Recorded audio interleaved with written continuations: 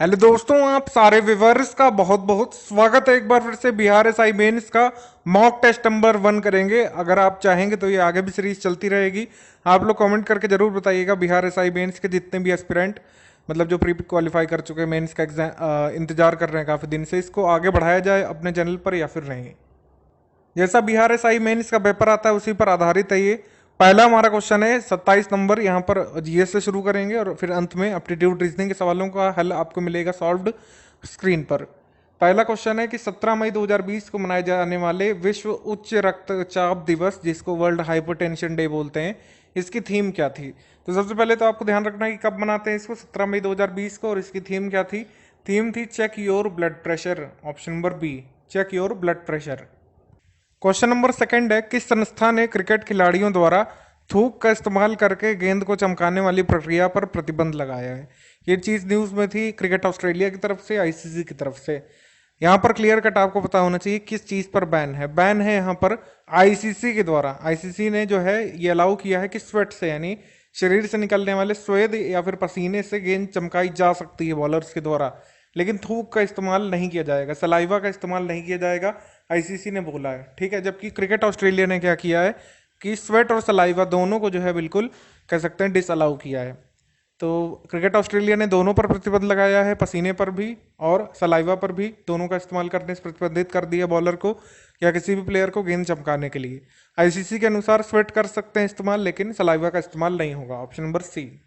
एक किताब आई थी कोरोना के समय, Wuhan diary dispatch from the quarantined city. ये किसने लिखी है?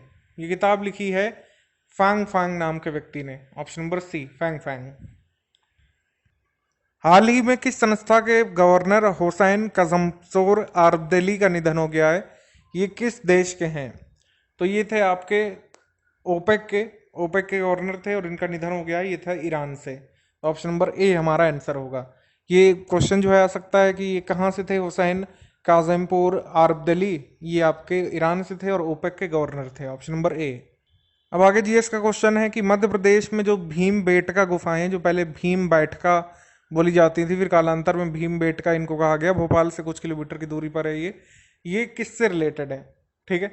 ये जो है रॉक पेंटिंग का स्टाइल इसमें देखा गया था। ठीक है। मतलब मानव निर्मित पहला दृश्य बनाया गया था एग्जिस्टेंस का। समझ रहे हैं? मतलब कि मानव कैसे रहते थे, इसकी सबसे पहली एक इमेज, रफ इमेज मिलती है भीम बेटका की गुफाओं से। ठीक है। केव ड्वेलिंग के साक्ष्य मिलते हैं, क्योंकि केव में लोग रहते थे और उन्होंने पेंटिंग भी बनाई है, ऑप्शन नंबर सी। तो भीमबेटका में आपको जो है मीजोलिथिक मानव और कह सकते हैं पुरापाषाण और मध्य पाषाण काल के मनुष्यों के बारे में जानकारी मिलती है, ऑप्शन नंबर सी। अगला क्वेश्चन है कि महाराष्ट्र की जो जोरवे कल्चर है, ताम्रपाषाण कालीन संस्कृति है, नॉन हड़प्पन है। ध्यान रखिएगा, जोरवे को आप हड़प्पन कल्चर से नहीं जोड़ेंगे। ठीक है। जोरवे अलग है। तो जोरवे भी चालकोलिथिक है, हड़प्पा भी चालकोलिथिक है, लेकिन दोनों का काल अलग है। इसमें जो है कब्रों के साथ क्या रखा जाता था जोरवे कल्चर में? तो इसमें मरने वाले के साथ क्ले पॉट्स और कुछ कॉपर के ऑब्जेक्ट्स रखे जाते थे। कुछ लोग ऐसा संभवतः मानते होंगे कि ये काम आगे मृतक को आगे काम पड़ेंगे। ठीक है, काम में आ जाएंगे उसके, ऑप्शन नंबर ए। एक और क्वेश्चन जो है जोरवे से कभी कभी आ जाता है कि भारत में जोरवे संस्कृति की सबसे बड़ी साइट कौन सी है? तो वो है दैमाबाद। निम्न में से वेल्लारी जनपद में स्थित प्रागैतिहासिक कालीन पुरास्थल संगनकल्लू से क्या प्राप्त हुआ है? तो संगनकल्लू के बारे में मेंशन्ड है आपके एनसीईआरटी में, क्लास 6 या 7 में। इसमें बताना है कि है क्या, वहां पर मिला क्या है। तो वहां पर आपको राख के टीले मिले हैं संगनकल्लू में, ऑप्शन नंबर बी। अब आप पर ही क्वेश्चन छोड़ा जाता है कि बताइए बेल्लारी कहाँ पर है और संगनकल्लू किस स्टेट में आता है। क्वेश्चन नंबर 34 है हमारा कि जिस काल का कोई भी लिखित उल्लेख या साक्ष्य नहीं होता है उसे क्या कहते हैं? तो जब नो लिटरेरी एविडेंस डिस्क्रिप्शन होगा तो मानव ने पढ़ना लिखना ही नहीं सीखा होगा। तो ये होता है आपका प्रागैतिहासिक काल, ये इतिहास के पहले का इतिहास। ठीक है। प्री हिस्टोरिक बोलते हैं कि इतिहास की शुरुआत से पहले का जो काल है वो प्रागैतिहासिक काल है, ऑप्शन नंबर सी। निम्नलिखित में से प्रागैतिहासिक कालीन स्थल कालीबंगा कहाँ पर स्थित है? कालीबंगा आपका राजस्थान में हनुमानगढ़ डिस्ट्रिक्ट में, option number B. Kalibanga important Harappan site है, आपको पता है। और अगला क्वेश्चन है कि तमिल शब्द जो है मुवेंदार, इनका प्रयोग किन शासक परिवारों के लिए किया गया है? तो ये मुवेंदार रूलिंग फैमिलीज के लिए यूज़ किया गया है, आपके तीनों के लिए, चोल चेर पांड्यों के बारे में इन्होंने यूज़ किया है। आपका मुएंदार, ऑप्शन नंबर सी। बृहदेश्वर मंदिर का निर्माण जो है किसने करवाया था, बताना है। तो बृहदेश्वर मंदिर शिव को समर्पित मंदिर है, तंजौर में है, तंजावुर पहले या बोलते थे, अब तंजौर डिस्ट्रिक्ट में है। ठीक है, ये इसका निर्माण करवाया था चोल शासक ने, राजराज प्रथम ने। ठीक है, राजराज प्रथम, ऑप्शन नंबर ए। राजराज प्रथम वही है जिसने जो है श्रीलंका को जीत लिया, जिसने जो है केरलों का विनाश किया, केरल नहीं मतलब चेरों का विनाश किया, केरल पुत्रों का हम लोग कह सकते हैं, और सीलोन को जीता, मालदीव तक कब्जा किया इसने, राजराज प्रथम ने। अगला क्वेश्चन, अरबी भाषा में लिखित पुस्तक जो है किताब अल हिंद, ये किसके द्वारा लिखी गई है, ये रिपीटेड क्वेश्चन है। किताब अल हिंद ये आपकी अल बरूनी की, ऑप्शन नंबर सी, अल बरूनी। इब्न बतूता जो है इसका जो यात्रा वृत्तांत है वो रहला नामक किताब में। ठीक है, इब्न बतूता मोहम्मद बिन तुगलक के समय भारत आया था। दिल्ली सल्तनत में कृषि पर लगाए गए जाने वाले कर जकात से आप क्या समझते हैं। दिल्ली सल्तनत में कृषि पर जकात लगाया गया था, वैसे जो अब इसका मीन्स होता है वो ये है रिलीजियस टैक्स है, ये जो है लिया जाता है मुस्लिम उससे, प्रॉस्परस क्लास से लिया जाता है, जिससे कि निचले क्लास का जो है उत्थान किया जा सके, मतलब ये दान स्वरूप होता है, मुसलमानों से लिए जाने वाला उनकी कमाई का हिस्सा होता है जकात। तो आपको मेडिवल पीरियड में कई सारे इस तरह के कर देखने को मिलेंगे, जैसे जजिया एक इम्पोर्टेंट है, जो पहले एक लैंड टैक्स रहा, फिर फिरोज शाह तुगलक ने उसे एक रिलीजियस टैक्स का रूप दिया और नॉन मुस्लिम से ये वसूला। उसके अलावा जो इम्पोर्टेंट टैक्सेस हैं मुस्लिम्स के, जक़ात जैसे यहाँ पर है, एक खम्स होता है लूट के माल पर, जो शासक का हिस्सा होता है उसको खम्स बोलते हैं।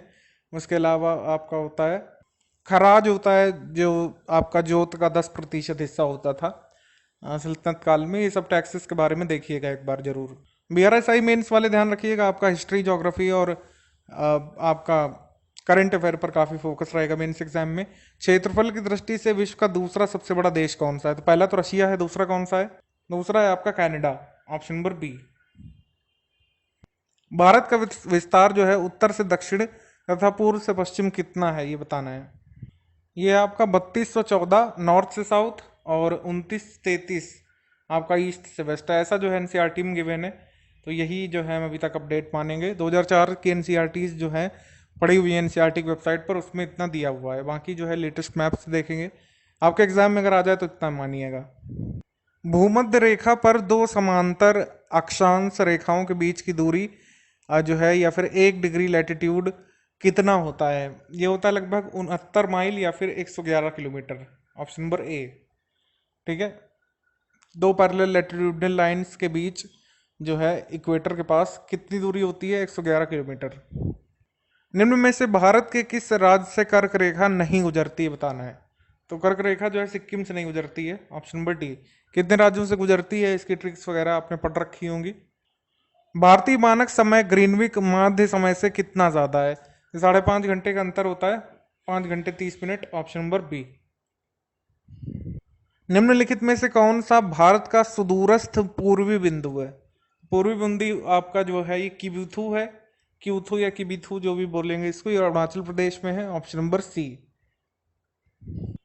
निम्नलिखित में से कौन सा ग्रह सौर मंडल के सबसे नजदीक है और जो सूर्य की परिक्रमा या जिसका परिक्रमण काल 88 दिनों का होता है, जो कि सबसे कम है।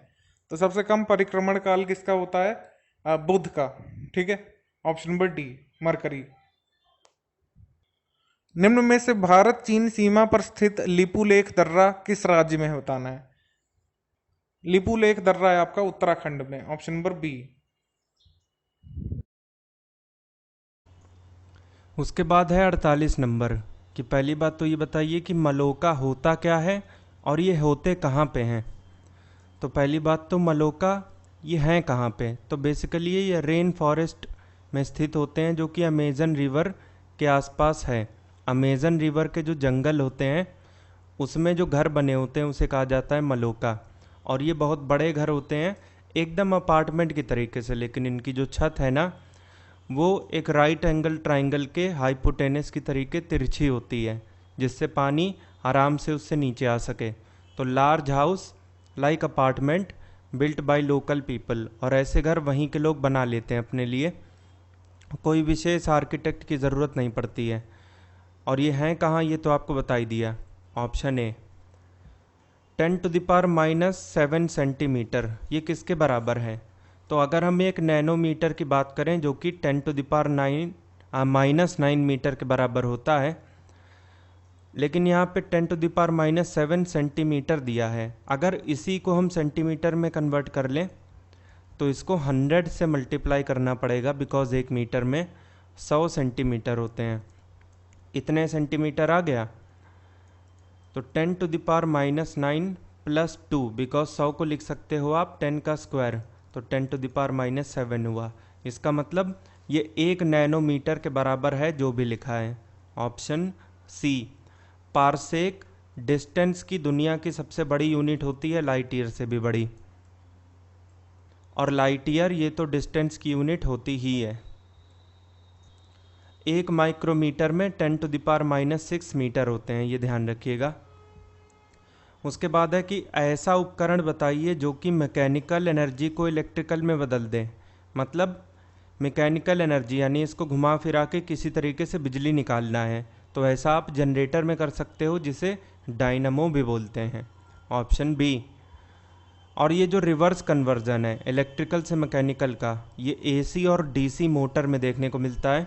ये जो फायदोमीटर है ये एक ऐसा इंस्ट्रूमेंट है जो कि समुद्र की गहराई को नापता है। उसके अलावा बैरोमीटर प्रेशर को नापने के लिए यूज़ किया जाता है। ऐसा इंस्ट्रूमेंट बताइए जो कि थर्मामीटर की तरीके से दिखता है और 700 से 2000 डिग्री सेल्सियस का टेम्परेचर मेज़र करता है, तो इसे पायरोमीटर या फिर फुल रेडिएशन पायरोमीटर कहा जाता है। सी। उसके अलावा जो एनीमोमीटर है ये विंड की डायरेक्शन मेज़र करता है कि कौन दिशा में विंड जा रही है। और ये जो टैकोमीटर है, टैकोमीटर होगा यहाँ पे, तो ये एक ऐसा इंस्ट्रूमेंट है जो कि किसी घूमती हुई वस्तु जो कि अपने एक्सिस पे घूम रही है, इसकी एंगुलर स्पीड को नापने के लिए कि कितने डिग्री कितने मिनट या सेकंड में रोटेट किए जा रहे हैं। तो ये तो हो गया टैकोमीटर में। उसके बाद है कि पोटेंशियल एनर्जी किसके बराबर होगी। तो एक सीधे सीधे इक्वेशन होती है, मैकेनिकल एनर्जी बराबर होती है potential energy plus kinetic energy के। यहाँ से पोटेंशियल एनर्जी की वैल्यू निकाल लीजिए काइनेटिक एनर्जी को उधर भेज के, तो मैकेनिकल माइनस काइनेटिक। ये कहाँ दिया है? ऑप्शन ए में। इसको टिक करेंगे और आगे बढ़ेंगे। The value of acceleration due to gravity यानी small G is dash at the equator. तो इक्वेटर में जी की वैल्यू मिनिमम होती है और पोल पे मैक्सिमम होती है, सबसे ज़्यादा। तो शुरू में हमें चाहिए सबसे कम यानी लोवेस्ट और उसके बाद highest, D. What is the sum of the number of proton and neutron in the nucleus of an atom. Proton और न्यूट्रॉन को क्या कहा जाएगा? तो मास नंबर कहा जाएगा, जिसे कैपिटल ए से लिखते हैं। बी। एटॉमिक नंबर क्या होता है? प्रोटॉन की संख्या। किसी भी एलिमेंट में प्रोटॉन की संख्या एटॉमिक नंबर होती है। आइसोटोप्स, ये कुछ ऐसे एलिमेंट के प्रकार हैं जिनका एटॉमिक नंबर सेम है लेकिन इनका एटॉमिक मास या फिर मास नंबर ये अलग हो जाए। तो ऐसे एलिमेंट जिनमें न्यूट्रॉन की संख्या अलग है, तो isotope. The positively charge fundamental particle known as the anti particle of electron. Electron का एंटी पार्टिकल बताइए कौन होगा? जो इसके विपरीत चार्ज रखे। तो प्रोटॉन को टिक करके मत आइएगा, प्रोटॉन इलेक्ट्रॉन से बहुत ज़्यादा भारी भी है और वो न्यूक्लियस में रहता है।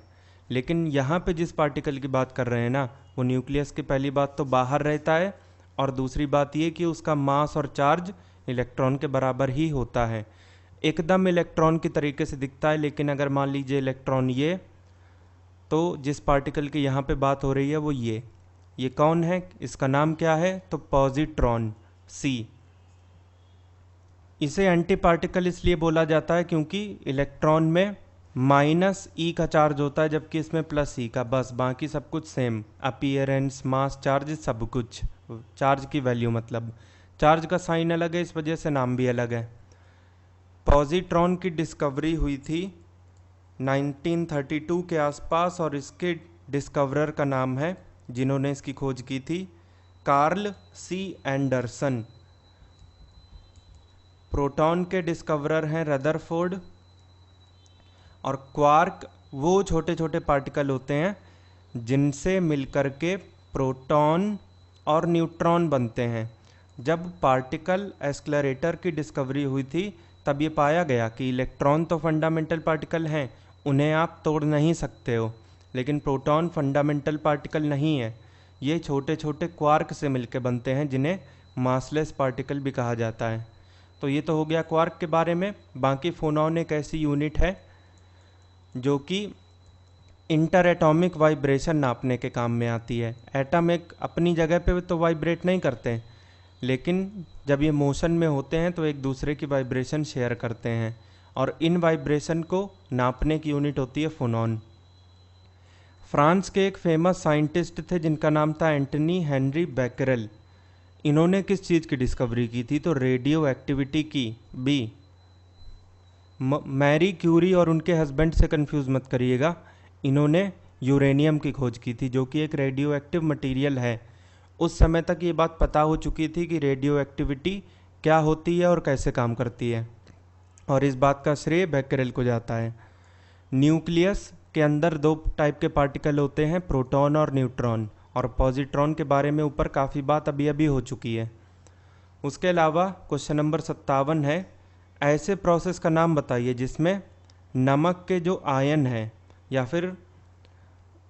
फिर नहीं, नमक के आयन और पानी के आयन ये सब आपस में मिल जाते हैं ताकि रिजल्टेंट के तौर पर हमें एसिडिक या फिर बेसिक सोल्यूशन मिल जाए। इसे बोला जाता है हाइड्रोलिसिस। Option C.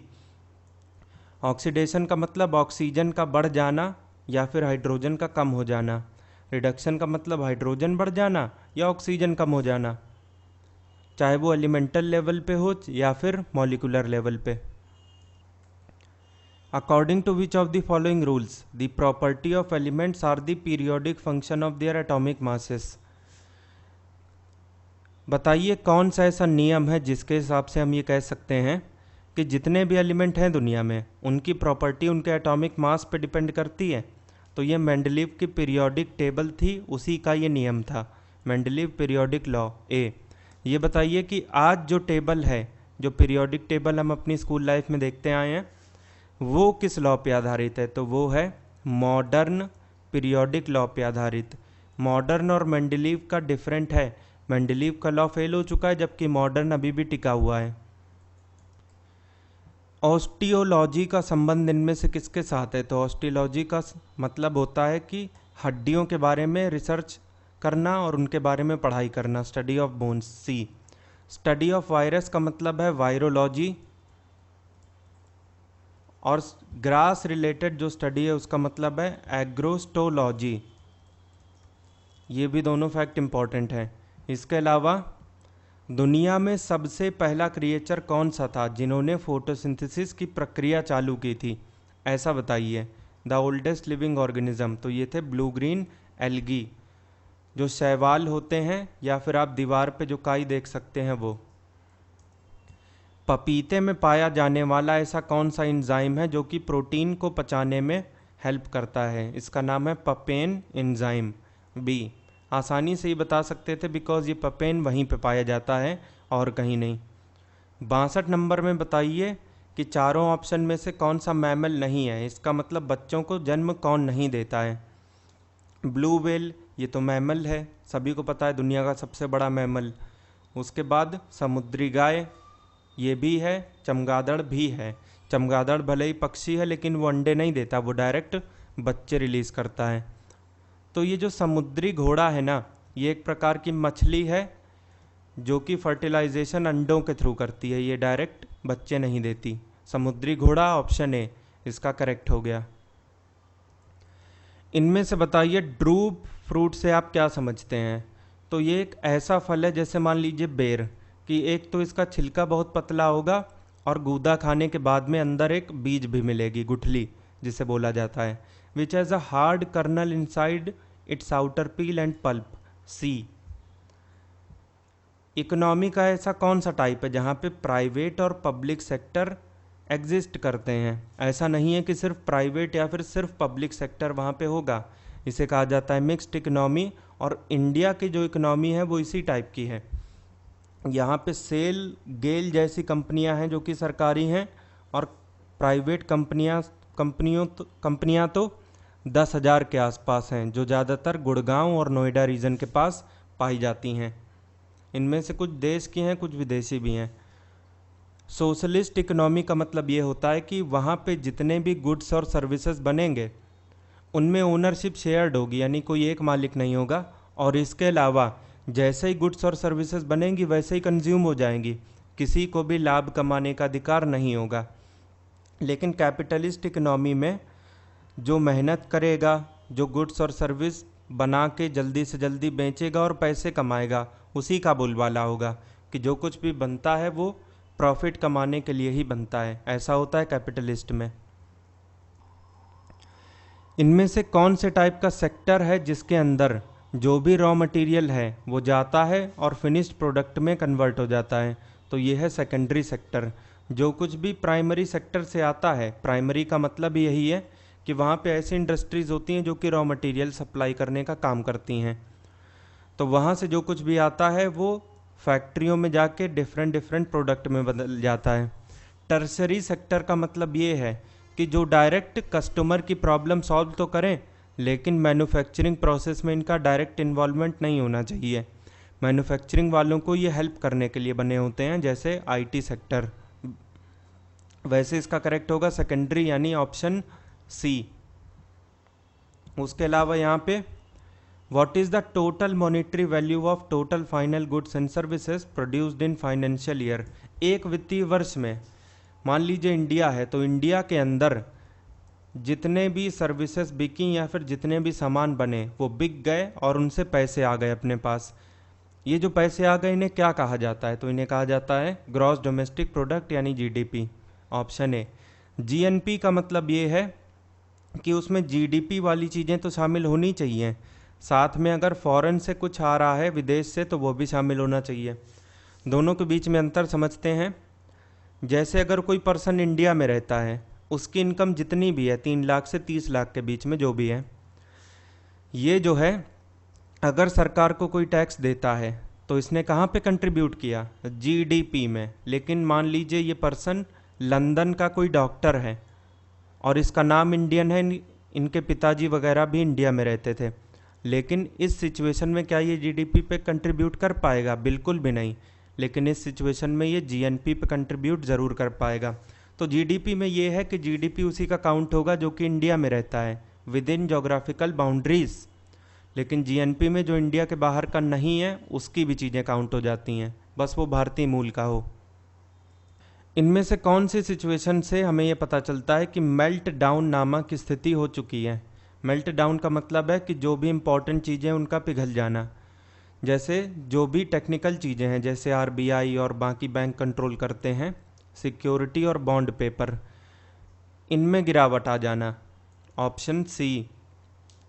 और ये एंड यूज़र तक बहुत भयानक रिजल्ट भी पहुंचाता है, बिकॉज अगर टॉप लेवल पे ये हो रहा है तो ग्राउंड लेवल पर चीज़ें और भी ज़्यादा ख़राब हो जाएंगी। सेंट्रल स्टैटिस्टिकल ऑर्गेनाइजेशन यानी सीएसओ, जो कि भारत की नेशनल इनकम निकाल के बताता है, इसकी स्थापना कब हुई थी? 2 मई 1951 को, ऑप्शन ए। और साथ ही साथ ये भी ध्यान रखिए कि देश का जो पहला कंप्यूटर था वो यहीं पे लगाया गया था। और इसके अलावा ये जो सीएसओ है ये ministry of statistics and programme implementation के अंतर्गत काम करता है और इसका हेडक्वार्टर है नई दिल्ली में। इसके अलावा 69 नंबर बात कर लेते हैं। किस एक सुप्रीम कोर्ट बना था कोलकाता में 1774 में? ये वो सुप्रीम कोर्ट नहीं है जो आज है, ये पुराने टाइम का है। कोलकाता में ये बना था, कौन से एक्ट के तहत बना था? ये रेगुलेटिंग एक्ट 1773 के तहत ये बना था, डी। बाकी आप इसको ऐसे भी कर सकते थे कि आपको पता है कि 1779, 1770 और 1776 में कोई चार्टर एक्ट आया ही नहीं था। चार्टर एक्ट 1793 से 1853 के बीच में आए थे, जिनमें से हर एक चार्टर एक्ट का अपना अपना सिग्निफिकेंस है। इनमें से कौन सा ऐसा एक्ट है जिसके तहत गवर्नर जनरल का नाम सीधे सीधे वाइसरॉय पड़ गया? इस बात से मतलब नहीं था कि कौन सा गवर्नर जनरल, बंगाल का या फिर इंडिया का। वैसे तो इंडिया का ही था, बंगाल का नाम इससे पहले चेंज हो चुका था 1833 में। क्या हुआ था उस वक्त? गवर्नर जनरल ऑफ बंगाल, ये बदल गया था इसका नाम गवर्नर जनरल ऑफ इंडिया से। लेकिन गवर्नर जनरल ऑफ इंडिया से सीधे वाइसराय ये कब बना दिया गया? 1858 में, government of India act, option C. बाकी पिट्स इंडिया एक्ट 1773 वाले एक्ट को सुधारने के लिए आया था, और इसने पॉलिटिकल और जो कॉमर्शियल फंक्शन थे ईस्ट इंडिया कंपनी के, इसको अलग कर दिया, और बोर्ड ऑफ कंट्रोल की स्थापना 1784 में ही हुई। गवर्नमेंट ऑफ इंडिया एक्ट 1919 के तहत कौन सा स्टेटमेंट सही है? उसमें सबसे पहले तो सेंटर लेवल पर 2 हाउस बना दिए गए, हाउस ऑफ पीपल और काउंसिल ऑफ स्टेट। तो ये बाई कार्मल लेजिस्लेचर सेंटर में स्टेब्लिश हो गया था, option B. British rule over India, वो भी डायरेक्ट वे में, ये कब हुआ था? 1858 गवर्नमेंट ऑफ इंडिया एक्ट के तहत। और बोर्ड ऑफ कंट्रोल कब बना था? अभी बताया, 1784 का जो पिट्स इंडिया एक्ट था उसके तहत। 2 सितंबर 1946 को जब अंतरिम सरकार बनी तो जवाहरलाल नेहरू को एग्जीक्यूटिव काउंसिल में कौन सी पोस्ट मिली थी? वाइस प्रेसिडेंट तो ये बन ही गए थे, लेकिन साथ ही साथ ये डेप्यूटी चेयरमैन बन गए थे। हालांकि ये कोई ऑफिशियल पोस्ट नहीं थी उस समय, तो ये दोनों का कार्यभार संभालते थे। Both of the above, option D. उसके अलावा 73 नंबर, 13 दिसंबर 1946 को कॉन्स्टिट्यूएंट असेंबली में, संविधान सभा में ऑब्जेक्टिव रिजोल्यूशन किसने पास किया था? तो ये थे जवाहरलाल नेहरू, और इन्हीं का ऑब्जेक्टिव रिजोल्यूशन आगे जाके संविधान में जगह पा गया प्रियम्बल के नाम से, ऑप्शन सी। एक स्टेटमेंट था, constituent assembly was Congress and Congress was India, कि जो भी कॉन्स्टिट्यूएंट असेंबली है वो सिर्फ कांग्रेस के इशारे पे नाचती है, और जो कांग्रेस चाहती है वही इंडिया में होता है। ये कौन सी बुक से लिया गया था? इसके राइटर कौन है? तो इस बुक का नाम है द इंडियन कॉन्स्टिट्यूशन, और राइटर हैं ग्रॉनविल ऑस्टिन, ऑप्शन ए। और बाकी ये जो बुक के नाम है ये सही ऑथर से मैच भी करा रहे हैं। जैसे discovery of India Jawaharlal Nehru ने ही लिखी है, इंडिया आफ्टर गांधी रामचंद्र गुहा ने ही लिखी है, और the story of my experiment with truth ये महात्मा गांधी की ही किताब है। आर्टिकल 143 जो कि भारत के संविधान से संबंधित है, इसके अंदर किस चीज़ के बारे में बताया गया है? तो इसके अंदर प्रेसिडेंट के उस अधिकार के बारे में बताया गया है जो वो सीधे सीधे जाके सुप्रीम कोर्ट से सलाह ले सकते हैं। Power of the president to consult supreme court, C. उसके बाद है 76 नंबर, advocate general of the state. Advocate general जो हैं वो अटॉर्नी जनरल के इक्वलेंट होते हैं। अटॉर्नी जनरल सेंट्रल लेवल पे होते हैं, जबकि एडवोकेट स्टेट लेवल पे, राज्य के स्तर पे। तो इनका अपॉइंटमेंट संविधान के कौन से आर्टिकल में दिया हुआ है? तो 165 में, बी। बाकी आर्टिकल 324 किससे संबंधित है? इलेक्शन कमीशन ऑफ इंडिया यानी चुनाव आयोग से, चुनाव आयोग से संबंधित है। आर्टिकल 124 का संबंध है सुप्रीम कोर्ट ऑफ इंडिया से, भारत का सर्वोच्च न्यायालय। उसके बाद 77 है कि 92वां जो कॉन्स्टिट्यूशनल अमेंडमेंट था, संविधान संशोधन, जो कि 2004 में पारित हुआ था, इसके अंतर्गत 8वें शेड्यूल में कितनी भाषाएं जोड़ी गई थीं? जो 8वां शेड्यूल है उसमें आज की डेट में 22 ऑफिशियल लैंग्वेज मौजूद हैं, जब तक ये वीडियो रिकॉर्ड हो रही है उस समय की डेट तक। तो 2004 में कुल मिला के 4 भाषाएं जोड़ी गई थीं, सैंथली, डोगरी, मैथिली और बोडो, ऑप्शन डी। 4 भाषाएं उस समय जोड़ी गई थीं। रिवर्स क्वेश्चन भी आ सकता है कि ये 4 भाषाएं कब जोड़ी गई थी? तो 92वें संविधान संशोधन एक्ट में, जो कि 2004 में आया था। ये एक्ट कब आया था? 2004 में। एग्ज़ाम में ये भी पूछा जा सकता है कि इन चारों लैंग्वेज में एक डिफरेंट दे देगा और पूछ देगा कौन सी नहीं ऐड की गई थी। हालांकि ये जितने भी क्वेश्चन बताए हैं सब आ चुके हैं प्रीवियस ईयर में। कर्म भूमि, ये जो समाधि स्थल है ये किस व्यक्ति का है? तो ये है भारत के पूर्व राष्ट्रपति शंकर दयाल शर्मा का, जो कि 1992 से लेकर 1997 तक राष्ट्रपति पद पर थे, ऑप्शन बी। जवाहरलाल नेहरू की कौन सी समाधि थी? शांति वन। राजीव गांधी की कौन सी समाधि थी? वीर भूमि। और महात्मा गांधी की तो सभी जानते हैं, राजघाट। इंदिरा गांधी की भी एक फेमस है, शक्ति स्थल करके। तो ये सारे कुछ फैक्ट थे जो कि आपको हमारे चैनल की प्लेलिस्ट में जो स्टैटिक जीके का वीडियो है ना, उसमें सब मिल जाएगा। इसमें बताइए 79 नंबर में कि कौन सा स्टेटमेंट सही है? तो बायोटिक कंपोनेंट। बायोटिक कंपोनेंट का मतलब हमारे आसपास की ऐसी चीज़ें जो कि जीवित हैं, प्लांट, ह्यूमन्स, एनिमल्स, ये सभी के सभी जीवित माने जाते हैं। और अगर जीवित नहीं है तो इनको शव करार दे दिया जाता है, सिंपल। तो ये सब के सब क्या है? बायोटिक हैं। ये स्टेटमेंट जो है सही है। ए बायोटिक कंपोनेंट कौन से होते हैं? जिनमें लाइफ नहीं है। आसपास की वो सारी चीज़ें जिनमें लाइफ नहीं है वो सब कौन सी होंगी? Abiotic component. Land, air, water, इन सब में लाइफ नहीं होती, इस वजह से ये सही है।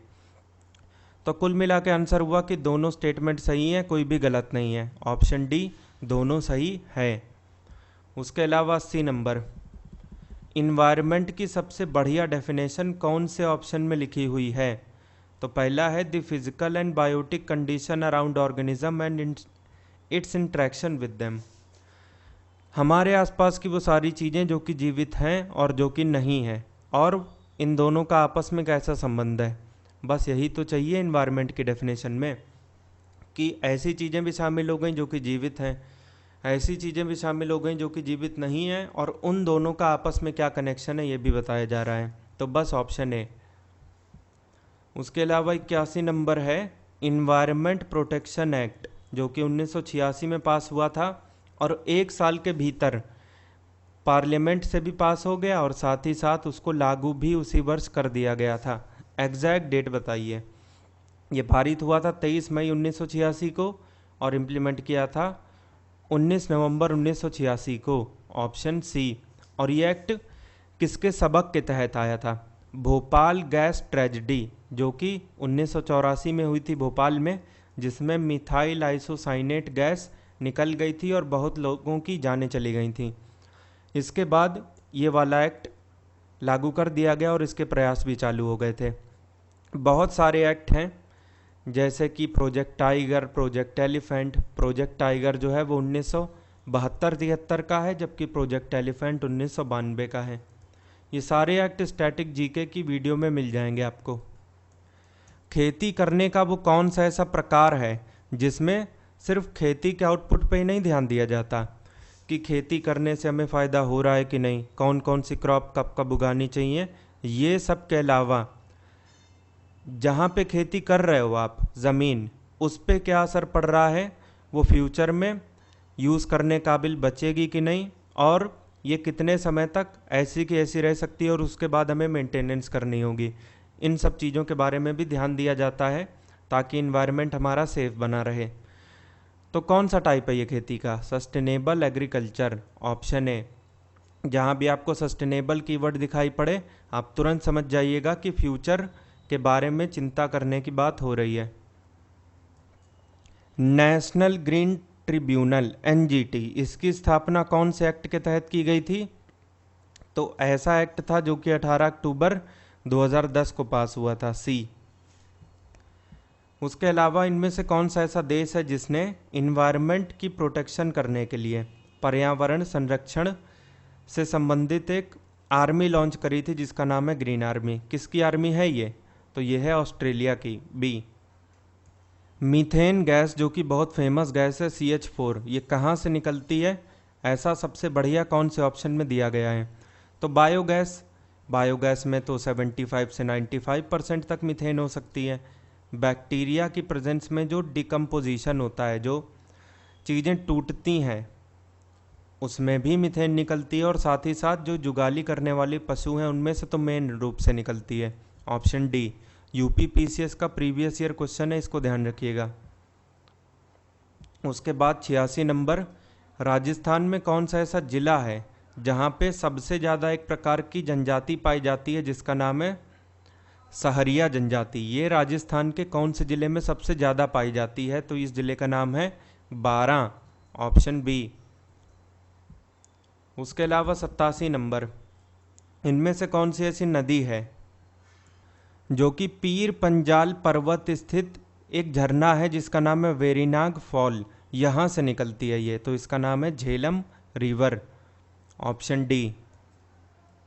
उसके अलावा 88 नंबर, इनमें से कौन सी नदी है जो कि लद्दाख के काराकोरम क्षेत्र में पाई जाती है, जिसे मृत्यु की नदी के नाम से जाना जाता है? तो यह है श्योक नदी।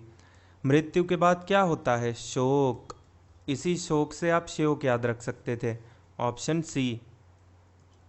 रचना द्वाब इनमें से किन दो नदियों के बीच में स्थित है? तो रचना द्वाब पहली बात तो इंडिया में है ही नहीं, ये इस समय पाकिस्तान में है, और ये रावी और चेनाब के बीच में स्थित है, between Ravi and Chenab, option A. Soil erosion का ऐसा कौन सा प्रकार है जिसमें जैसे ही सॉइल इरोजन होता है वैसे ही छोटी छोटी नालियां बन जाती हैं जिनकी गहराई बहुत कम होती है? तो इसका नाम है rill erosion, option C. Core geography का क्वेश्चन है, अगर आपने ढंग से पढ़ा होगा तब आप कर ले गए होंगे। 91 नंबर, इनमें से घाट प्रभा प्रोजेक्ट के बारे में कौन सा स्टेटमेंट सही है? अगर आप चारों ऑप्शन को ध्यान से देखेंगे तो यहाँ पे कुल मिला के इनडायरेक्टली आपसे ये पूछा जा रहा है कि घाट प्रभा रिवर की लोकेशन क्या है, तो इसकी लोकेशन वहीं पे होगी ना जहाँ पे घाट प्रभा नदी होगी। तो अगर आपको ये आइडिया है कि घाट प्रभा रिवर आखिर है कहाँ पे, तब आप इसको आसानी से कर ले जाएंगे। तो घाट प्रभा रिवर जो है वो कर्नाटक में है, तो जाहिर सी बात है ये प्रोजेक्ट वहीं चालू किया गया होगा। It has been started on Ghataprabha river in the state of Karnataka, option ए।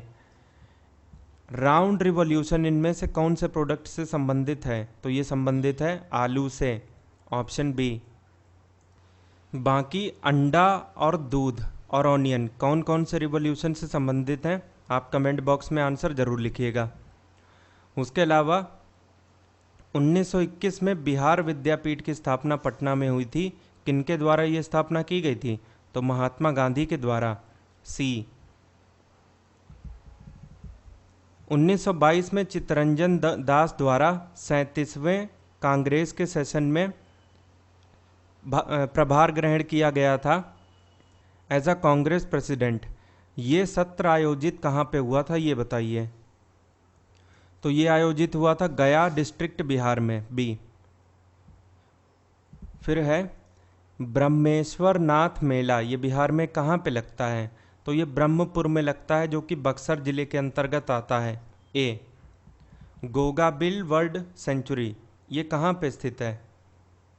तो ये कटिहार जिले के जंगतालाल में स्थित है, ऑप्शन सी। फिर है कि यहाँ पे महात्मा गांधी द्वारा सबसे पहला आंदोलन जो कि किसान आंदोलन के नाम से भी जाना जाता है, ये कहाँ पे आयोजित हुआ था?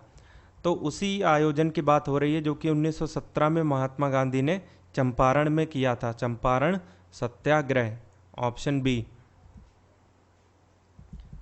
इसके बाद है कि बिहार के केस में अगर हम बात करें तो ऐसा जिला बताइए जिसमें साक्षरता दर सबसे पहले तो सबसे कम हो और उसके बाद सबसे मैक्सिमम वाली बताइए। तो पूर्णिया में 2011 के हिसाब से सबसे कम साक्षरता दर है और सबसे ज़्यादा है रोहतास में, ऑप्शन सी। 99 नंबर बात करते हैं, बिहार के उन जिलों के नाम बताइए कि पहली बात तो वो बताइए जिसमें पॉपुलेशन डेंसिटी सबसे कम पाई जाती हो। बिहार के बारे में ध्यान रखिए कि सेंसस 2011 के हिसाब से इंडिया में जितने भी स्टेट हैं बिहार की पॉपुलेशन डेंसिटी सबसे ज़्यादा रही है। अब इस बिहार में भी अंदर बात की गई है कि इसमें सबसे कम वाला पॉपुलेशन डेंसिटी वाला ज़िला कौन सा है और मैक्सिमम वाला कौन सा है। तो सबसे कम वाला है 488 पॉपुलेशन डेंसिटी के साथ कि 1000 में से 488, ये है कैमूर, और 1880 जिसका नंबर है उस ज़िले का नाम है शिवाहर, ऑप्शन ए। लास्ट क्वेश्चन इस पेपर का देख लीजिए कि बिहार में उन दो ज़िलों के नाम बताइए। पहली बात उस ज़िले का नाम बताइए जिसमें पॉपुलेशन सबसे ज़्यादा हो, तो वो तो पटना ही है, ज़्यादातर लोग को पता होगा। लेकिन सबसे कम पॉपुलेशन वाला ज़िला ये बताइए, यह है शेखपुरा, तो Patna and Sheikhpura, option D. तो पहला क्वेश्चन यहाँ से है, a machine cut several pieces of 10 meters each of a row. एक बार काटने पर 10 मीटर निकल जाता है। If it takes 5 second to cut once, ये मशीन एक कट मारने का 5 सेकेंड लेती है, 5 सेकेंड में ये एक कट लगा पाती है। Then how much minutes will it take to cut a 5 kilometre long rope. यहाँ पे 10 मीटर का एक पीस निकालने में 5 सेकेंड लगता है, तो 1 मीटर निकालने में कितना सेकेंड लगता? 5/10 यानी आधा सेकेंड। आधे सेकेंड में 1 मीटर निकल जाता है। हमें कितने मीटर निकालना है? 5 किलोमीटर यानी 5000 मीटर हमें निकालना है। 1 किलोमीटर में 1000 मीटर, तो आधे सेकंड में कितने मीटर? 1 मीटर। तो 5000 मीटर में 2500 सेकंड लगेंगे कि नहीं, क्योंकि जितने मीटर निकलते हैं उसका आधा टाइम लगता है। तो 5000 मीटर में 2500 सेकंड लग जाएंगे। इस 2500 सेकंड में कितने मिनट होते हैं? 240 10 61 41 मिनट और कुछ सेकंड, यानी कि लगभग 42 मिनट का समय लगता है। 42 मिनट्स, ऑप्शन सी। उसके बाद यहाँ पे चारों ऑप्शन में से बताइए कौन सा सही है। आपको नंबर वैसे के वैसे उतार लेने हैं और साइन आपको ऑप्शन के हिसाब से भरना है। तो पहले ऑप्शन के हिसाब से इनटू, प्लस, इक्वल टू और डिवाइड। तो इक्वल टू के इस तरफ देखते हैं, 96 गुणे 6 + 8, यानी कि ये 600 समथिंग आंसर आएगा, जबकि RHS में 4/2 2 आएगा। तो 608 तो 2 के बराबर नहीं हुआ ना, तो ये वाला ऑप्शन हमारा गलत हो गया। दूसरा ट्राई करते हैं, ऑप्शन बी, 96 6 8 4 और 2। ऑप्शन बी के हिसाब से ऑपरेटर आपको डालने हैं divide by, minus, equal to और मल्टीप्लाई। तो RHS में राइट हैंड साइड में 4 दूनी 8, लेफ्ट हैंड साइड में 96/6 16, 16 में 8 गया 8। तो बस LHS RHS बराबर हो गए। ऑप्शन बी को टिक करेंगे और आगे बढ़ेंगे। ये क्वेश्चन सिलॉजिज्म का है। सम टेबल्स आर डोर्स, ये टेबल है, इसका कुछ पार्ट डोर के अंदर आ गया। ऑल डोर्स आर लाइट, ये जितने भी डोर हैं सबके सब लाइट के अंदर आ गए। सम लाइट्स आर स्टूल, अब ये जो लाइट है इसका कुछ पार्ट ये स्टूल के अंदर आ गया। पहला, सम टेबल्स आर स्टूल, तो ये टेबल है और ये स्टूल है, इनके बीच में कुछ भी कॉमन नहीं है, ये बात यहीं से गलत हो गई। ऑल टूर्स आर डोर्स, जितने भी स्टूल हैं वो सब डोर के अंदर आ रहे हैं क्या? डोर के अंदर इनफैक्ट कुछ भी नहीं आ रहा है स्टूल का, बिकॉज डोर इतना पार्ट है और स्टूल इतना, और इन दोनों के बीच में कुछ भी कॉमन हिस्सा नहीं है, ये भी गलत। सम टेबल्स आर नॉट स्टूल, तो ऊपर जब कोई नेगेटिव स्टेटमेंट है ही नहीं तो यहाँ पे नेगेटिव कंक्लूजन आ भी नहीं सकता है, ये भी गलत। इन्होंने बोला है कि कुछ टेबल हमेशा ऐसे होंगे जो कि स्टूल नहीं होंगे। ये टेबल, ये स्टूल, अगर मैं टेबल और स्टूल को एक दूसरे के अंदर डाल दूं तब भी हमारे बेसिक डायग्राम में जो कंडीशन गिवन है उसमें कोई चेंज नहीं आएगा, ये गलत। लेकिन अगर आप ध्यान देंगे तो स्टेटमेंट नंबर 1 भी गलत था, 3 भी गलत है। पहले ने बोला था कि कुछ टेबल स्टूल ज़रूर होंगे, जबकि तीसरे ने बोला था कुछ टेबल स्टूल ज़रूर नहीं होंगे। तो दोनों चीज़ें एक बार में गलत नहीं हो सकती हैं, कोई ना कोई एक बार में ज़रूर सही हो जाएगी। बिकॉज आइदर और का केस लग जाएगा कि एक बार में कोई एक चीज़ हमेशा सही होगी।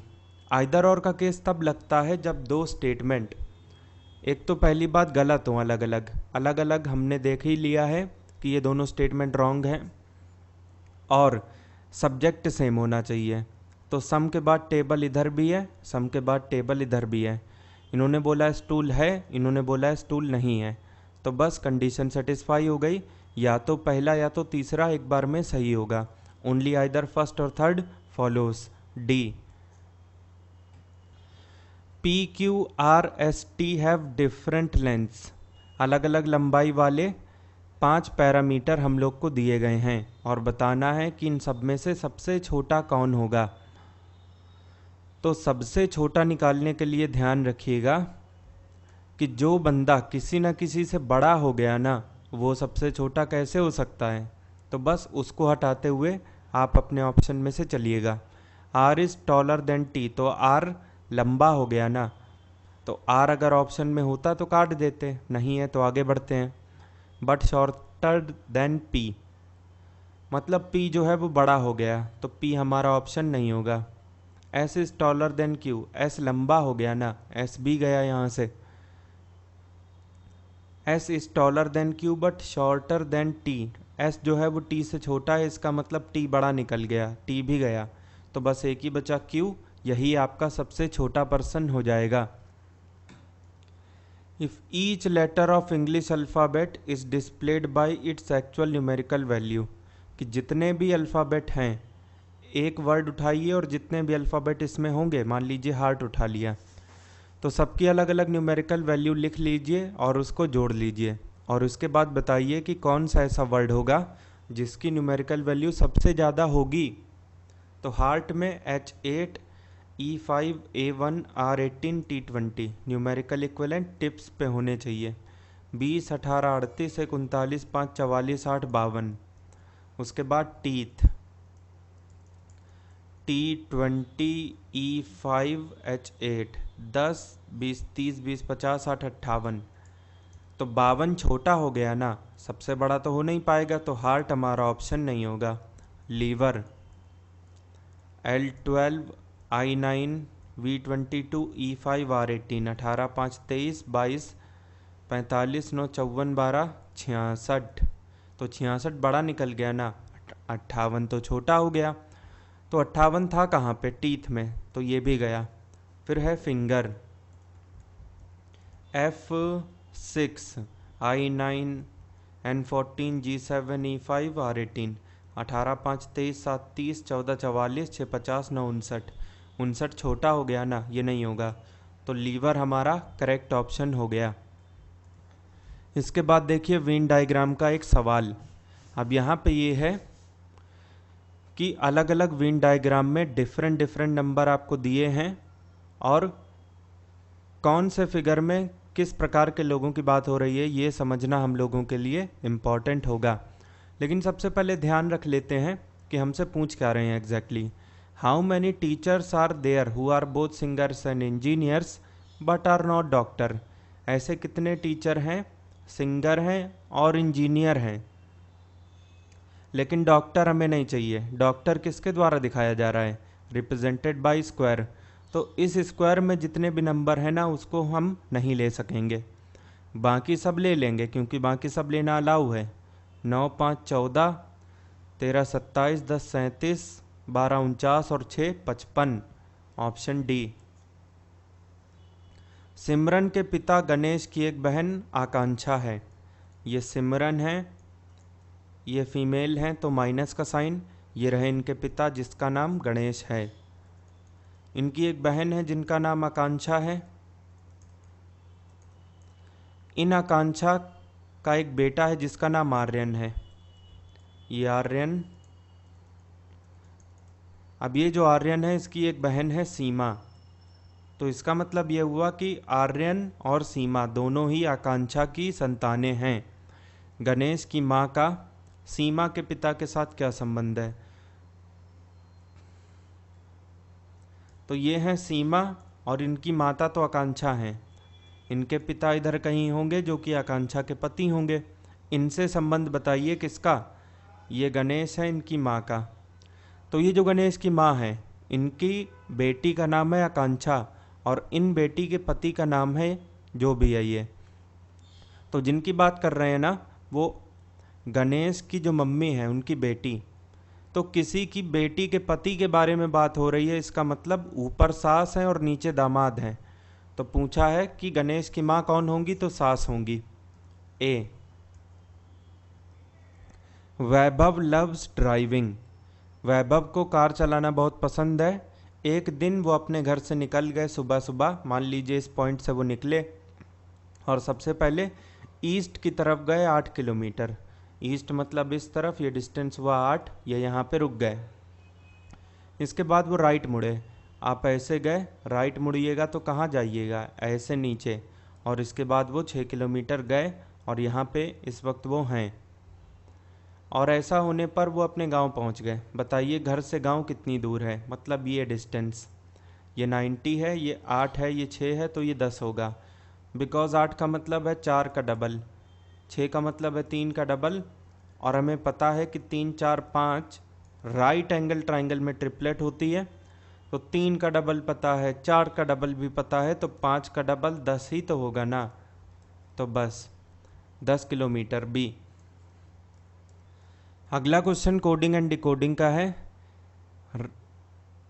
का रा पा मीन्स मैंगो इज़ येलो, और उसके बाद एक दूसरी इक्वेशन है। अगर हम नॉन मीनिंगफुल वर्ड की बात करें तो रा से रा कॉमन है। तो रा का मतलब क्या, इस वाली इक्वेशन में मैंगो इज़ येलो और येलो इज़ वाइट, तो बस येलो कॉमन निकल गया और उधर से रा कॉमन है, तो येलो का मतलब रा होगा। हमसे पूछा है एंड का कोड क्या होगा, तो रा तो बिल्कुल भी नहीं होगा, बिकॉज रा तो हम येलो के लिए फिक्स कर चुके हैं। ऑप्शन डी भी काट दीजिए, बिकॉज रा जब हो ही नहीं सकता है तो उसको सेकंड चॉइस कैसे कोई बता सकता है, ये भी गलत। उसके बाद सा पा जा, और ये है का रा पा, तो बस पा से पा कॉमन निकल गया। और ये है मैंगो इज़ येलो, और ये है शर्ट इज़ वाइट, तो पा का मतलब इज़ हो गया। तो पा के लिए इज़ फिक्स कर चुके हैं, रा किसके लिए फिक्स कर चुके हैं, येलो के लिए। तो जो मैंगो बच गया ना वो का के लिए फिक्स हो जाएगा, का मतलब मैंगो। उसके बाद अगर हम देखें तो रा सा डा और सा पा जा, तो सा कॉमन निकला कि नहीं, और येलो एंड वाइट और शर्ट इज़ वाइट, तो इज़ तो आप रहने ही दीजिए, बिकॉज इज़ फिक्स हो चुका है पा के लिए। इसके अलावा कौन सा बचा, इधर है येलो एंड वाइट और इधर है शर्ट इज़ वाइट, तो वाइट, तो सा फिक्स हो चुका है वाइट के लिए। तो अगर वाइट के लिए सा फिक्स हो चुका है तो वो एंड का आंसर नहीं हो सकता है। एक ही ऑप्शन बचा डा, ए। अगला क्वेश्चन कैलेंडर का है। 16 नवंबर 1981 को कौन सा दिन होगा। तो नवंबर में जो 16 तारीख है वो एज इट इज़, नवंबर का हम कोड लिखेंगे 614 625 035, 1 से लेकर 12वां महीना। नवंबर कौन सा महीना है, 11 नंबर का। ये मंथ के कोड की लिस्ट होती है जो कि आप याद कर लीजिए, जनवरी फरवरी मार्च अप्रैल मई जून जुलाई अगस्त सितंबर अक्टूबर नवंबर दिसंबर। तो नवंबर का होगा 3। उसके बाद 1900 का कोड, सदी है ना 1900, इसका कोड 6420 16 17 18 19, तो 1900 के लिए 0। बाकी के कितने साल हैं, 81। इन 81 साल में कितने लीप ईयर हैं, 4 से काट के रिमाइंडर लिखना पड़ेगा। तो 20 चौके 80 पूरा कट जाता है, एक बच जाता है जिसमें हमारी कोई गलती नहीं, हमें बस क्वेश्चन लिखने से मतलब है, तो 20 लिख दिया। उसके बाद इन सबको 7 से काट के अलग अलग लिख दीजिए रिमाइंडर। 7 दूनी 14 पूरा कट गया, 2 बच गया, 3 खुद ही छोटा है, 0 खुद ही छोटा है 7 से। 7 11 बार में 77 को काट चुका है, 4 बच चुका है। 7 दूनी 14 पूरा कट गया, 6 बच गया, 4 और 3 7 कैंसिल, 6 2 8, 8 को अगर हम 7 से काटेंगे तो फाइनल रिमाइंडर बचेगा 1, बिकॉज 7 पूरा कट गया। 1 किसका कोड होता है, तो मंडे का, ऑप्शन बी। उसके बाद 11 नंबर है कि इस अल्फ़ाबेटिकल सीरीज़ को कंप्लीट करिए। तो सबके न्यूमेरिकल इक्विवेलेंट एक बार लिख देते हैं। तो D4 I9 A1 M13 O15 N14 D4, फिर V22 17 Y25 M13 K11 L12 O22। तो अगर अल्फ़ाबेट से अल्फ़ाबेट कंपेयर कराएं, जैसे D से V, तो 4 और 22 का सम है 26, ऐसे ही 9 और 17 का सम है 26, दोनों को जोड़ने पर मतलब, और 13 13 भी 26 होता है, 15 11 26 होता है, उसके बाद 14 12 26 होता है और 4 22 26 होता है। यानी न्यूमेरिकल इक्विवेलेंट का सम यहाँ पे 26 लाना है बस। तो H8, 8 में हम क्या ऐड करेंगे 26 आ जाए तो 18, जिसका मतलब R। E5, इसमें क्या ऐड करने पर 26 आता है 21। U। A1, इसमें क्या ऐड कर दें तो 26 आ जाए 25 यानी Y। L12, इसमें 14 जोड़ेंगे तो 26 आएगा, 14 मतलब N। उसके बाद T मतलब 20, इसमें हम 6 जोड़ेंगे तभी 26 आएगा, 6 का मतलब F। H8, तो 8 में हमने देख ही लिया था, इधर R आना है, तो RUY NFR, ऑप्शन C।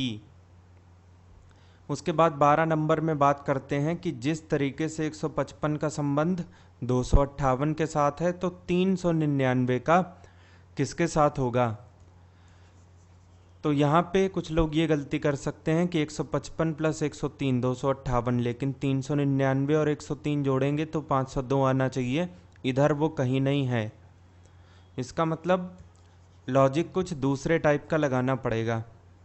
अगर 5 का क्यूब 5 का स्क्वायर और 5 जोड़ दें तो 125 25 150 और 5 155। ऐसे ही अगर 6 का क्यूब 6 का स्क्वायर और 6 जोड़ दें 216 36 252 और 6 258, ये भी हो गया। तो पहले 5 का क्यूब 5 का स्क्वायर और 5 खुद जोड़ रहे थे हम लोग, और उसके तुरंत बाद 6 का क्यूब 6 का स्क्वायर और स्वयं 6।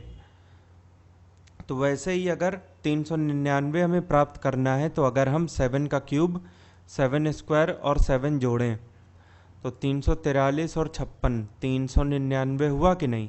तो आगे हमें 8 का क्यूब 8 का स्क्वायर और स्वयं 8 इन्हें जोड़ना पड़ेगा। 512 64 8 72 72 12 84 584 A। इसमें बताइए x की पोजीशन पे कौन सा नंबर आएगा। तो पहले इस वाली रो की बात करते हैं, तो 13 12 25 25 12 37। ऐसे ही यहाँ पे अगर हम बात करें तो 7 12 19 19 12 31।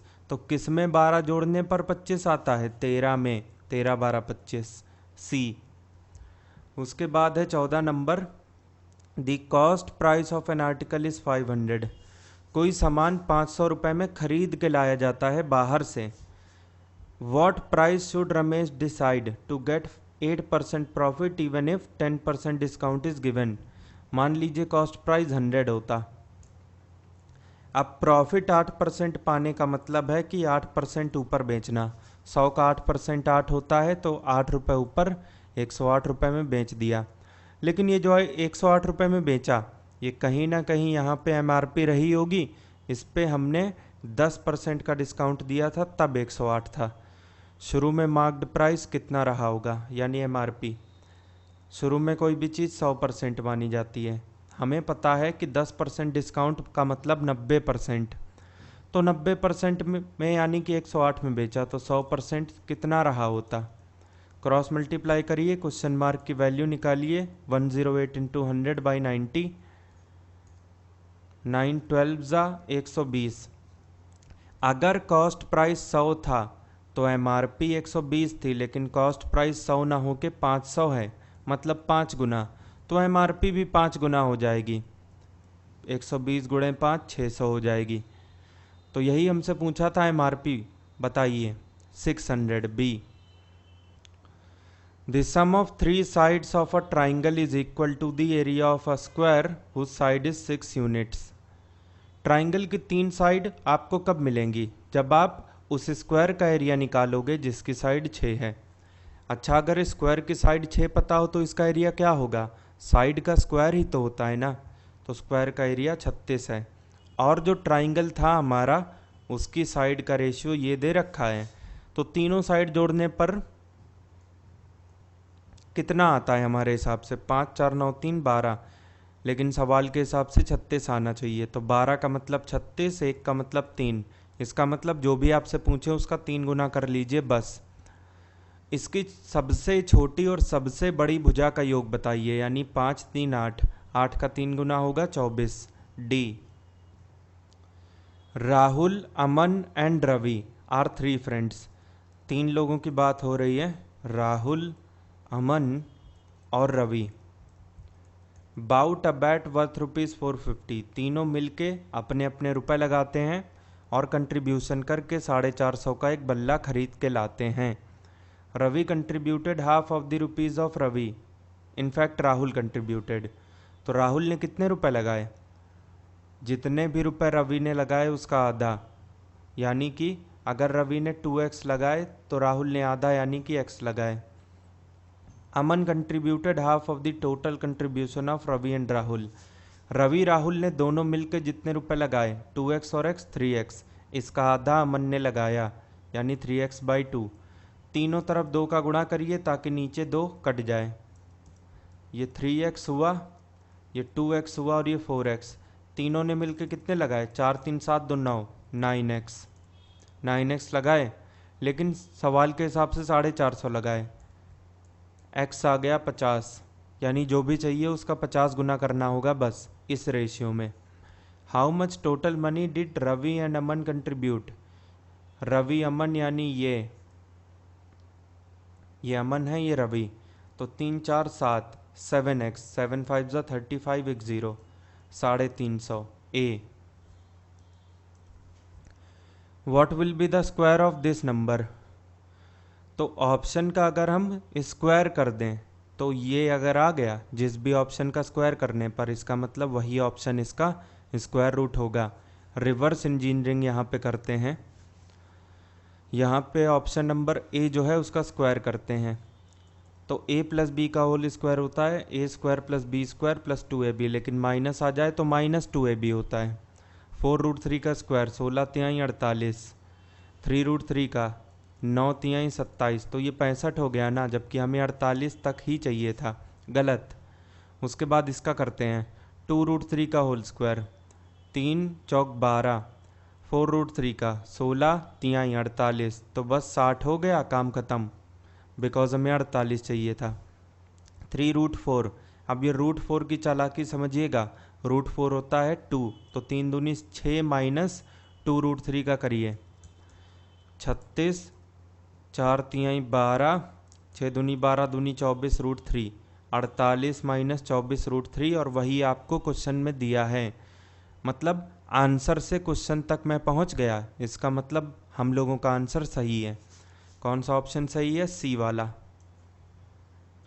How many saplings can be planted at a distance of 40 metres on both the sides of a straight road which is this metre long? 3280 metre की सड़क है, उसके इस तरफ और दूसरी साइड हम लोगों को 40-40 मीटर के अंतराल में पौधे लगाने हैं। एक पौधा अगर मान लीजिए यहाँ लगाया तो दूसरा तब लगेगा जब ये गैप 40 का हो जाएगा, तीसरा दूसरे में अगर हम 40 का गैप देंगे तो आना चाहिए, फिर चौथा पौधा तब मिलेगा जब आप तीसरे वाले में 40 मीटर का गैप दे दोगे।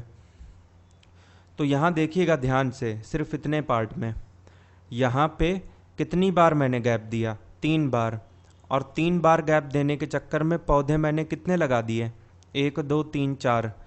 तो अगर आप n बार गैप देते हो तो n+1 पौधे लगा लोगे, और ऐसा सिर्फ और सिर्फ एक तरफ होगा, यानी n बार गैप दिया तो n+1 यानी एक ज़्यादा पौधा देखने को मिला एक तरफ, तो दूसरी बार एक पौधा दूसरे साइड में भी ज़्यादा देखने को मिलेगा, तो टोटल 1 और 1 2 पौधे ज़्यादा देखने को मिलेंगे टोटल नंबर ऑफ गैप से। तो ऐसा करते हैं कि टोटल गैप देख लेते हैं हमने कितनी बार गैप दिया। तो एक बार अगर मैंने गैप दिया तो 40 मीटर का डिस्टेंस कवर हुआ, लेकिन अगर 40 ना हो के 3280 मीटर का डिस्टेंस कवर करना हो तो गैप कितनी बार देना पड़ेगा? क्रॉस मल्टीप्लाई कराइए, क्वेश्चन मार्क की वैल्यू बताइए। 3280 गुणे 1/40, 4 निम्मे 36, 3820 नहीं 3280 था, 4 अट्ठे 32, 4 दूनी 8, तो 82 बार कुल मिला के गैप दिया। तो एक तरफ अगर 82 बार गैप दिया तो दूसरी तरफ भी उतना ही दिया होगा, बिकॉज दोनों ही तरफ आप पौधे लगा रहे हो 40-40 मीटर पे। तो एक तरफ अगर मैंने 82 का गैप दिया तो दोनों तरफ मिला के कितने का दिया, 82 164 का। तो पौधे कुल मिला के कितने मिलेंगे, जैसा पहले हम लोग के बीच डिस्कस हुआ था कि जितना गैप मिलेगा उससे दो ज़्यादा। 164 का गैप मिला, दो पौधे ज़्यादा लग गए, 166 पौधे आ गए। B, 2 taps R and S can fill a dram in this and this much of minutes। जो टैप नंबर R है उसे 8 मिनट लगते हैं, जो टैप नंबर S है उसे लगते हैं 12 मिनट। तो टोटल टंकी की कैपेसिटी कितनी मानी जाए, इन दोनों का एलसीएम 12 8 का एलसीएम होता है 24, तो 24 लीटर की कुल मिला के टंकी है। अब जहाँ तक पाइप आर का सवाल है, तो 8 मिनट में 24 लीटर भरता है, तो 1 मिनट में 24/8 यानी 3 लीटर भरेगा। ऐसे ही जो टैप नंबर एस है वो 12 मिनट में 24 लीटर भरता है, तो 1 मिनट में 2 लीटर भरेगा। अगर ये दोनों साथ काम करें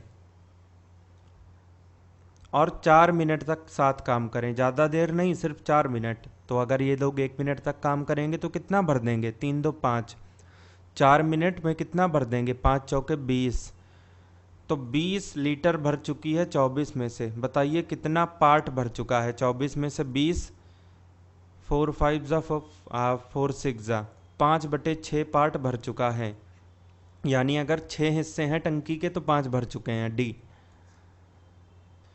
2 circles with the same diameter of 20 centimetre. अगर दो सर्कल ऐसे हैं जिनकी डायमीटर सेम है तो ऑब्वियस सी बात है रेडियस भी सेम होगी, बिकॉज रेडियस क्या होता है, डायमीटर का आधा। तो चाहे इस वाले सर्कल में 20 का आधा करिए तो भी 10, उधर करिए तो भी 10, रेडियस भी बराबर होंगी। और ये दोनों सर्कल ऐसे हैं कि एक दूसरे को पॉइंट पी और क्यू पे काटते हैं, ये पहला और ये हुआ दूसरा। छोटा बड़ा बन गया है लेकिन रेडियस सेम है, बराबर बनना चाहिए था, कोई बात नहीं। ये P हो गया और ये हो गया Q। If the distance between P Q and 16, दोनों के बीच में 16 का गैप है, तो बताइए दो सर्कल के सेंटर के बीच में कितने का गैप होगा, ये सेंटर नंबर 1 और ये 2, इनके बीच में गैप क्या होगा। तो अगर दो सर्कल के बीच की कॉमन कॉर्ड, अगर हम इस कॉर्ड की बात करें पी क्यू की, तो ये सर्कल नंबर फर्स्ट में भी खींची गई है और ये सेकंड में भी खींची गई है, इसी को बोलते हैं कॉमन कॉर्ड। तो अगर कॉमन कॉर्ड से आप एक ऐसी लाइन डालते हो जो दोनों अलग अलग सेंटर से पास हो, यही तो लाइन है वो, तो ये लाइन आधी आधी हो जाती है, यानी कि ये डिस्टेंस हुआ 16 का आधा 8 और ये भी हुआ 8। और अगर मैं ये कंस्ट्रक्शन अलग से कर दूं तो ये क्या है, सेंटर से लेकर सरकमफ्रेंस के बीच की दूरी रेडियस ही तो कहलाती है, रेडियस 10 है और ये भी रेडियस 10 है, बिकॉज दोनों रेडियस बराबर हैं जैसा पहले बताया था। ये 90 है, ये भी प्रॉपर्टी है। अगर इस राइट एंगल ट्राइंगल की बात करें हम, तो ये 10 है और ये 8 है जैसा डिस्कस हुआ, तो ये क्या होगा, 6 होगा, बिकॉज राइट एंगल ट्राइंगल में 3 4 5 ट्रिपलेट होती हैं, हमें पता है। ये 6 होता है 3 का डबल, 10 होता है 5 का डबल, तो ये पक्का, सॉरी ये 8 दिया था ना, तो 4 का डबल, तो ये पक्का 10 का डबल होगा, इनफैक्ट 5 का और 10 ये वही दिया है। ये 3 का डबल होना चाहिए 6 और ये भी 6, बिकॉज ये सेम राइट एंगल ट्राइंगल उधर भी तो बनाया है। एक को सॉल्व कर लीजिए, दूसरे में वैल्यू कॉपी करिए, ये 6 6 टोटल 12, ऑप्शन सी, यही तो है दोनों के सेंटर के बीच की दूरी 12। उसके बाद 21 नंबर बात करते हैं, x + 1/x 3 है, तो बताइए x⁵ + 1/x⁵ कितना होगा। अब ये मिलेगा कहाँ से वो समझने की बात है। अगर हम x² + 1/x² into x³ + 1/x³ कर दें तो मल्टीप्लाई करने के बाद क्या होगा, x² × x³ x5, x² by x³, इसको इससे मल्टीप्लाई किया, फिर इसको इससे करेंगे, x³ by x² + 1/x² into 1/x³ यानी 1/x5। तो x⁵ + 1/x⁵ मिल गया जो कि हमें चाहिए, और ये x + 1/x इन दोनों के कारण अलग से मिलेगा। X to the power 5 plus 1 by x to the power 5, x plus 1 by x हमें सीधे सीधे पता है 3 है। X square plus 1 by x square क्या होगा, इसको दोनों तरफ स्क्वायर करिए, x square plus 1 by x square plus 2 into x into 1 by x, a square plus b square plus 2ab, ये 3 का स्क्वायर 9, एक्स से एक्स कट गया, ये 2 उधर जाएगा तो नेगेटिव हो जाएगा, 9 में से लेस हो जाएगा, x square plus 1 by x square 9 minus 2 7, ये हुआ 7 into x cube plus 1 by x cube, इस इक्वेशन को दोनों तरफ क्यूब कर दीजिए, तो x cube plus 1 by x cube plus 3ab, यानी 3 into x into 1 by x into a plus b x plus 1 by x, 3 का cube 27, x cube plus 1 by x cube plus 3 times of x plus 1 by x, जिसकी value कितनी है 3, 3 तिरिक 9, अगर ये 9 उधर गया 27 में से लेस हुआ तो बचेगा 18, x cube plus 1 by x cube है 18, 18 सत्ते 126, ये 3 इधर आएगा, 126 माइनस 3 यानी 123, यही हमारा करेक्ट आंसर हो गया। 123 कहाँ पे है, डी में, इसको टिक करेंगे और आगे बढ़ेंगे। L is twice the sum of M N and, जितना भी एम और एन मिला के है एल उसका डबल है, ये इक्वेशन हमें सेटिस्फाई करनी है। N is 50% more than M, M जितना भी है मान लीजिए 100, तो एन पता है क्या होगा, उससे 50% ज़्यादा, 100 का 50% मतलब स्वयं 50, 50 ज़्यादा यानी 150, ये होगा। If the sum of L and M is 126, L और एम मिला के 126 हैं, लेकिन पहले एल तो पता चले कितना है, एम प्लस एन का डबल 150 और 100, 250 का डबल 500, ये हुआ एल। एल और एम मिला के कितने हैं 500, 100, 600, then what is the value of N, अगर दोनों मिला के 600 हैं तब एन है 150, लेकिन अगर दोनों मिला के 600 ना होके 126 हो जाएं तब एन कितना हो जाए, क्रॉस मल्टीप्लाई कराइए, क्वेश्चन मार्क की वैल्यू निकलेगी 150 इंटू 126 बाई 600, ये 4, 126 बटे 4 यानी 63 बटे 2, 31.5 B. Puneet gets a loss of 20% by selling a shirt for ₹240, 240 रुपये में शर्ट बेचा लेकिन 20% का लाभ, इनफैक्ट घाटा हो गया उसे। 20% घाटा होने का मतलब वो 80% में ही बेच पाया जो कि 240 है, लेकिन अगर वो 240 में ना बेच के 340 में बेचता तब कितने % का फ़ायदा हो जाता। अभी के लिए हमारा क्वेश्चन बस इतना सा है कि 80% 240 तो 340 कितना %, क्रॉस मल्टीप्लाई कराइए, 340 इंटू 80 बाई 240, 3 बार में कटा, 340 बटे 3 यानी 113 पॉइंट समथिंग। तो पहले वो 80% पे ही रह जाता था, अब वो 100 से भी 13% ऊपर है। प्रॉफिट परसेंट का मतलब यही है कि 100 से कितना ऊपर है, तो 13% लगभग, option C. There is a chord of length x centimetre in a circle, एक सर्कल है, ये उसका सेंटर C है, कॉर्ड सेंटर के ऊपर या नीचे बनती है, तो मैं इस सेंटर पॉइंट के ऊपर बनाता हूँ ये कॉर्ड जिसकी लंबाई कैपिटल X दे रखी है। This cord is 6 centimetre away from the centre of the circle, centre से कितना दूर मतलब सेंटर से परपेंडिकुलर डिस्टेंस मतलब ये 90 वाला, ये है 6। तो जब भी सेंटर से परपेंडिकुलर गिराते हो आप किसी कॉर्ड पे, तो कॉर्ड को आप आधा आधा कर देते हो इस पॉइंट से, तो ये डिस्टेंस कितना हुआ, ये वाला कैपिटल X का आधा यानी x/2, और ये भी कितना हुआ बाकी का आधा x/2। आई थिंक ये सभी को समझ में आ गया होगा। ये कॉर्ड कितनी लंबी है, x का मान बताइए। इसके लिए आपको सेंटर से इस पॉइंट को जोड़ना पड़ेगा और इसको भी। अब ये क्या है, सेंटर से सर्कल के किसी भी पॉइंट की दूरी को क्या कहा जाता है, रेडियस। डायमीटर 20 है तो रेडियस आधा होगा, 10 होगा। ये भी रेडियस है तो ये भी 10 होगा। इस राइट एंगल ट्राइंगल की अगर हम बात करें, ये 6 है, ये 10 है, तो ये कितना होगा 8, बिकॉज 6 मतलब 3 का डबल, 10 मतलब 5 का डबल, तो बाकी बच गया 4 जिसका डबल 8 होगा। और वही मैं बता रहा हूँ, ये 3 4 5 ट्रिपलेट होती हैं राइट एंगल ट्राइंगल में। 3 का डबल मालूम है, 5 का डबल मालूम है, तो 4 का डबल इधर आएगा। और ये सेम राइट एंगल ट्राइंगल इधर भी है, इधर भी 4 का डबल 8 आएगा, तो 8 8 मिलके टोटल डिस्टेंस 16 हो जाएगा B. The average of 36 numbers is 47। Average अगर 36 है 47 नंबर का, तो ये 47 नंबर कुल मिला के कितने होंगे?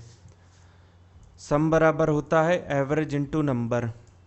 47 इंटू 36 यानी 50 माइनस 3 इंटू 36, 1800 माइनस 108 यानी कि 1692।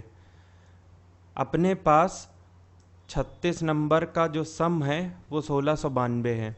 If 4 numbers these are removed from this list, 36 number में से 4 नंबर चले गए तो कितने बच गए? 32 नंबर बच गए।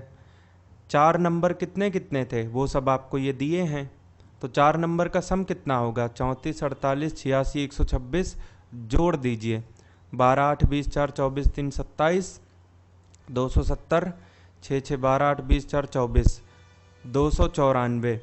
तो ये क्या है? 4 नंबर का सम। अगर 36 नंबर के सम में से 4 नंबर का सम हम निकाल दें तो बाकी के 32 नंबर का सम हमें मिल जाएगा ना। 32 नंबर का सम क्या होगा? 36 नंबर के सम में से 4 नंबर के सम को निकाल देना, यानी 1692 माइनस 294 1398। तो 1398 सम है 32 नंबर का, तो उनका एवरेज जो कि आपसे पूछा जा रहा है वो कितना होगा? 32 चौके 128, 32 तिहाई 96, ये 22 बचा, 32 छिंग 196, तो ये लगभग 43.6 आया है, यानी almost 44 D. Manoj marks the price of a bicycle at ₹3000। Cycle की एमआरपी कितनी थी? 3000।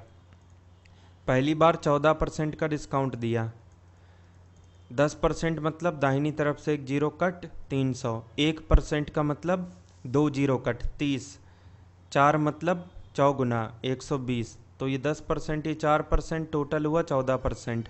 420 रुपये कम कर दिए, यानी 2680 रुपये का अब यहाँ पे साइकिल का दाम लगाया।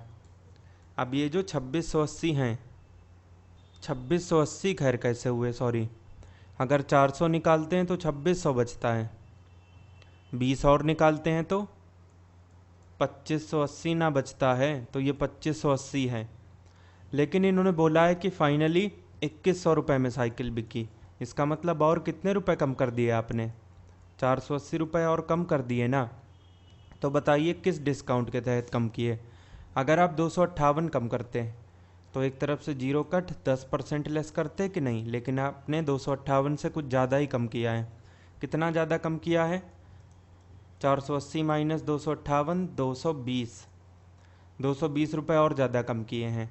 तो हम ये देख पा रहे हैं कि 10% 258 के बराबर हो जा रहे हैं, तो 220% 1-2% कम हो गया, और क्या ज़्यादा से ज़्यादा 18% हो जाएगा, मतलब ये 8% और बाकी का 10 दे ही चुके हैं।